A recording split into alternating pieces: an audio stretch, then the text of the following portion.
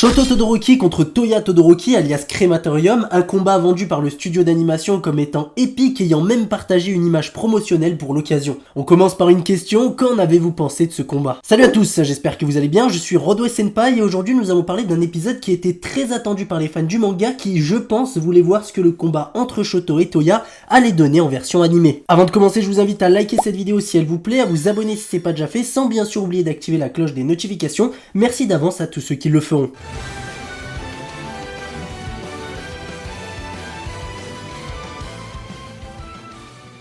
Le combat que tout le monde attendait est enfin arrivé, Shoto Todoroki contre Toya Todoroki, les deux frères se sont affrontés presque tout le long de l'épisode, seuls les quelques flashbacks de Toya sont venus interrompre leur combat. En effet, durant cet épisode, il n'y a pas eu que du combat, il y a aussi eu des flashbacks de Toya, mais cette fois-ci sur sa vie après sa présumée mort. Grâce à cela, nous avons eu l'occasion d'apprendre pas mal de choses intéressantes, comme les personnages qui sont à l'origine de sa survie, ainsi que les attentes qu'ils avaient envers lui. Donc voilà, l'épisode débute avec un personnage qui est justement à la base de ce qui est devenu Toya aujourd'hui, il s'agit de Kyudai Garaki. Garaki, toujours enfermé, va nous raconter comment lui et All for One ont sauvé le jeune Toya Todoroki des flammes, tandis qu'en ce moment, il affronte son petit frère. Ce fameux jour où Toya était parti dans les montagnes de Sekoto pour s'y réfugier et qu'il s'est embrasé, les flammes avaient effectivement failli le carboniser. Garaki nous dira même que quand ils l'ont trouvé, c'était lui aussi un garçon né et mort, le corps et le cœur amochés. Évidemment, quand Garaki nous dit lui aussi pour parler de ce qui lui était arrivé, il faisait en fait le comparatif avec le jeune Tomurashi Garaki de l'époque qui avait vécu lui aussi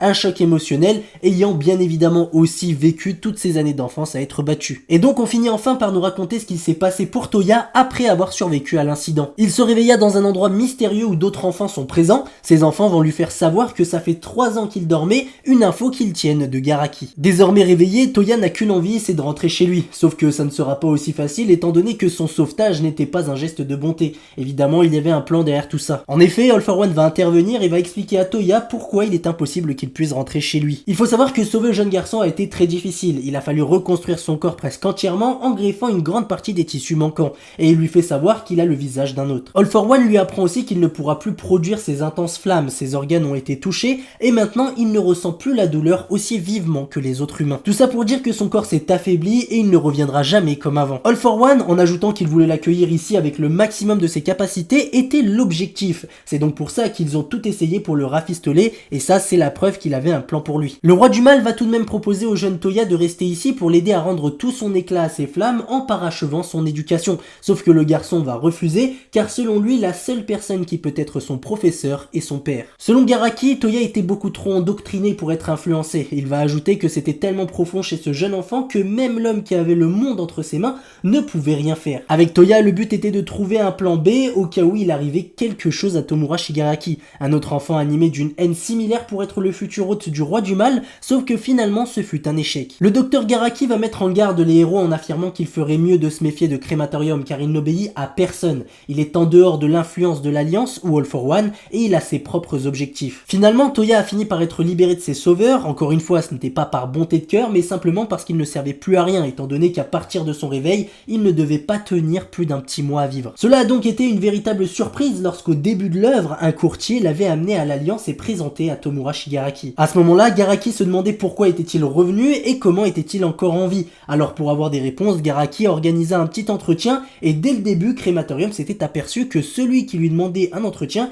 était aussi celui qui lui avait sauvé la vie quand il était petit. Mais il s'avère qu'il n'était pas dupe et en voyant un brainless, il a compris comment il aurait fini s'il était resté à l'hôpital avec les autres enfants. Et oui, vous l'avez peut-être compris, je soupçonne Garaki et All for One d'avoir utilisé les enfants qu'on a vus au début de l'épisode à l'hôpital pour les faire devenir les brainless qu'on a aujourd'hui. Cela semble d'autant plus probable quand on se souvient de Black Mist qui, grâce à ses anciens camarades de classe, notamment Aizawa et Yamada, nous savons qu'avant sa réapparition, il n'avait pas du tout la même apparence. Donc voilà, pour moi, les enfants qu'on a vus à l'hôpital ont été utilisés pour les expériences de Garaki afin de créer des brainless. Et quant à la question que lui avait posée Garaki, donc pourquoi il était revenu, Crématorium avait répondu que selon lui, c'était l'endroit idéal pour des funérailles, en lui jetant un regard dont il se souviendra toute sa vie. En effet, le corps de Crématorium ne tenait qu'à un fil, et ce fil était celui de la rancœur farouche. gauche. C'est seulement après la petite histoire de Garaki à propos de Toya qu'on pourra assister pleinement au combat entre les deux frères Todoroki. D'ailleurs, dès le début, Toya va informer Shoto qu'il était déjà rentré chez eux une fois. Il disait qu'à ce moment-là, il n'aurait servi à rien pour leur père au vu de la fragilité dans laquelle il était. En fait, le seul espoir que Toya avait pour que son père s'intéresse à lui, selon lui, c'était que sa présumée mort ait changé son caractère.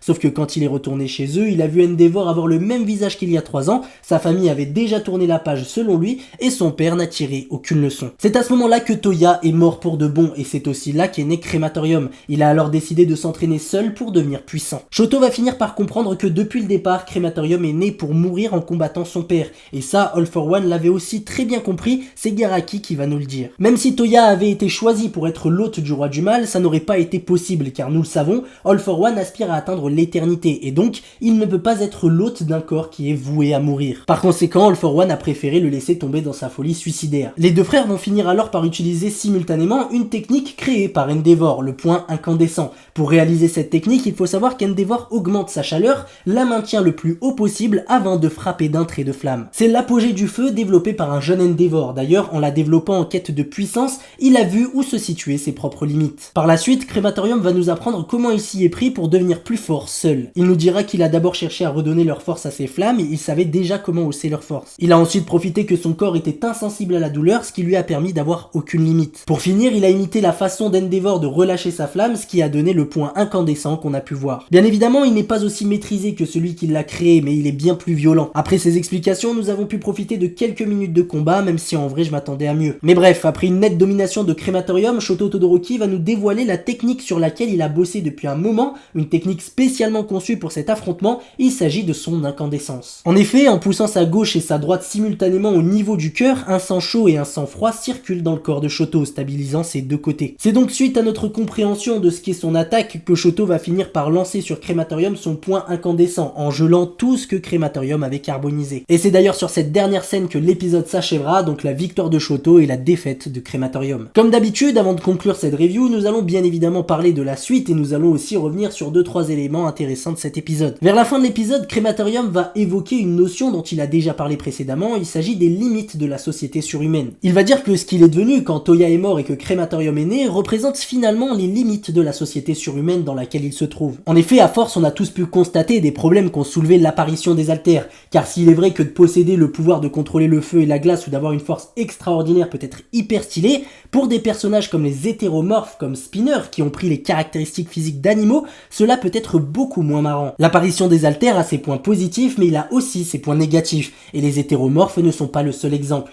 Il y a des alters qui ne sont tout simplement pas possibles à utiliser si on veut faire le bien autour de nous. Et comment devenir un héros si notre alter ne peut pas être utilisé? On peut prendre l'exemple de l'alter de Stain ou de Toga et Miko qui sont typiquement des pouvoirs de méchants. Hitoshi Shinso avait lui aussi soulevé ce problème durant le tournoi du Yue, nous disant que son alter contrôle mental ne pouvait pas faire de lui un héros. Ensuite, l'apparition des alters est aussi arrivée chez des criminels de base, donc qui étaient dans le milieu du crime avant même de recevoir donc un alter, ce qui très certainement lui aura donné un sentiment de puissance, ce qui leur a permis aussi de causer encore plus de problèmes. Bref, vous avez compris là où je voulais en venir, finalement la société surhumaine a des points négatifs aussi importants que ses points positifs. L'apparition des alters a sans doute été un avantage pour la société, mais elle a d'un autre côté accentué les mauvais côtés qu'elle avait à la base. Pour l'épisode suivant, nous aurons bien sûr l'après-combat de Shoto vs Crématorium, mais nous aurons surtout l'affrontement d'Endeavor et Hawks contre All for One à Gunga. Ce combat, tout comme celui qui opposait les frères Todoroki, a même eu le droit à son affiche promotionnelle et les studios l'annoncent comme étant épique en tout point. À mon avis, cette fois-ci, nous n'aurons pas une victoire des héros, surtout contre un personnage comme All for One qui a très certainement mis en place une stratégie et qui va finalement